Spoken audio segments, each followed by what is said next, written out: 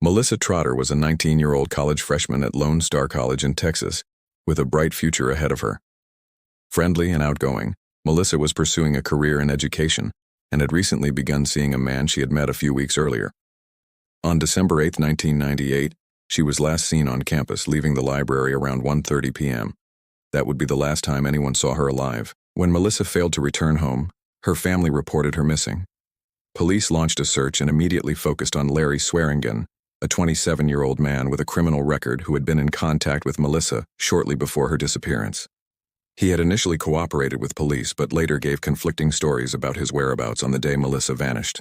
3 days after she went missing, Swearingen was arrested on unrelated traffic violations and was in jail when Melissa's body was found weeks later.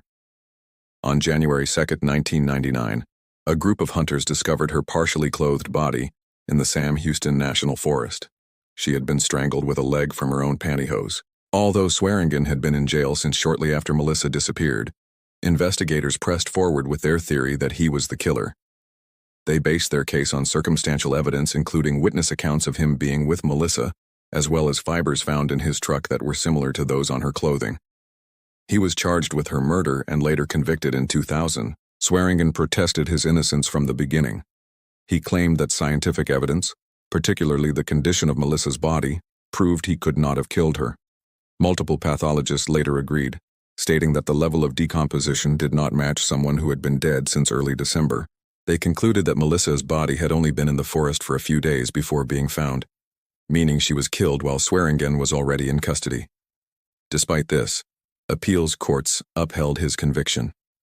Swearingen was scheduled for execution multiple times, and each time a stay was granted due to new forensic challenges and expert testimony that supported his claim of innocence. Still, prosecutors continued to argue he was guilty.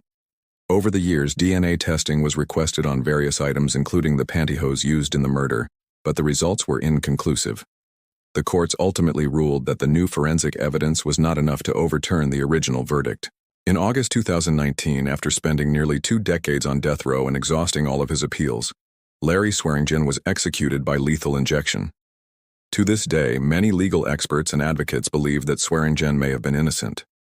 The forensic inconsistencies, particularly the body's state of decomposition, continue to cast doubt on the timeline presented at trial. Others remain convinced of his guilt based on his relationship with Melissa and the circumstantial evidence.